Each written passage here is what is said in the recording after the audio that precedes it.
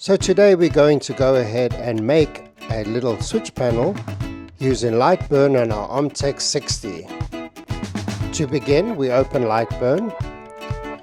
We then go ahead and select import, and we're going to import our image. Over here we have a PNG and an AI, which is an Adobe Illustrator. I'm just showing you here something quickly. When we import a PNG, you can see we have all the letters. When we go and import an AI, you'll see it doesn't import the lettering. That is because we never transformed the lettering to images in Adobe Illustrator. For this experiment, we're going to go ahead and just use the PNG. So next we go ahead and click on Tools and hit Trace, and you can see that over here I've already selected Delete Original Image. And we go ahead here, and now we have our traced image. Now something you're going to notice in Lightburn, once we ungroup, you're going to see some of the lines are darker than the others. It's because for some reason it makes two objects, and something I need to learn, I don't know. So in the comments, some of you Lightburn geniuses can go ahead and tell us why this is. So I just go ahead and delete all the double lines. Now the lettering looks dark, but if you delete it and you'll see it disappears, it's because it's not a double line. So you undo that delete. Now also coming into the image, you'll see there's a lot of detail in this image. Now when I use my big engravings, I'll leave that because I get a lot of detail, but this is going to be a small image, so I'll go ahead and delete all the extra detail to go ahead and get a cleaner line. So as you can see, we just double deleting the lines where the trace has gone ahead and done. And here you can see we've got a nice clean image outline. Now we're going to go ahead and hit the play, and you can see what it's going to look like. Now we haven't assigned the fill and the line, so everything is set to a line, so that would be a cut line. So now we're going to go ahead and assign the different operations, and we're going to go ahead and assign this one the green, just for the sake of this object. And we're going to go as everything we want full, we're going to put it in green. Now you go over here and you see we have two operations, and we're going to change the green to full. And now I'm going to quickly show you, if you push play, you'll see the difference. Now we actually have the etching and the full over the cut lines. So now we've gone ahead and assigned all the etching, and all the red is going to be the line. So we have the red as a line and the green as the etching. Now you always want to try and put the line below the fill and the fill above the line, because once the line is cut, it actually gives it a little bit of space, and then it can move around while you do the etching.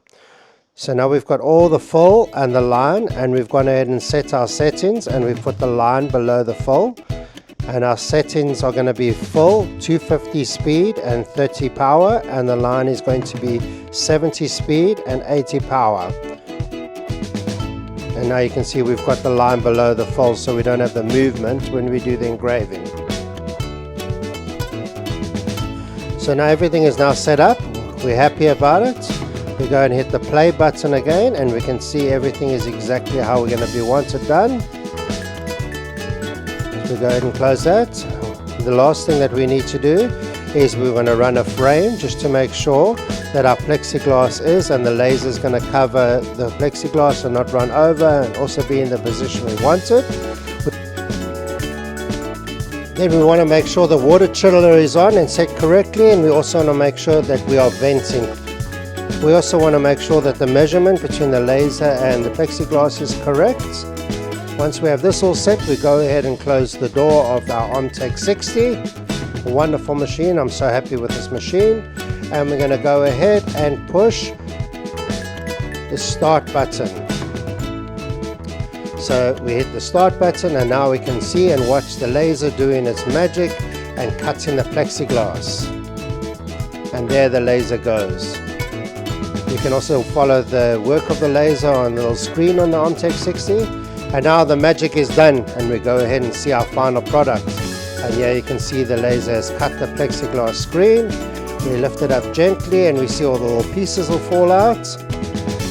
We have our settings correct, and here we have the final product, nice and cut. And these little pieces, I've been thinking of making dominoes or key rings out of them. I try not to waste not, want not. Something I wanted to show you that I found, on your etching you're left with a bit of white dust. And I found that either alcohol or thinners cleans that white dust nightly, so when you get ready for the next step of painting it, you get rid of all the little dust, which helps with the finished product. So here we go ahead and set it up, and I'm just going to be putting some white paint to highlight the etched areas. Make sure that all the colors go in, and here we have the finished product of the white paint.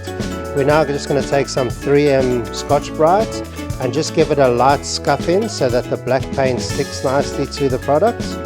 We go ahead and cover it with our black spray paint, and we're going to go ahead and wait for the black paint to dry. We then remove all the protective paper, and here is our finished product, looking beautiful. Place our switches in. These are our square switches. This is our baseline product, not the stainless steel. And here it is with the lights on, making it look all nice and beautiful for your new boat.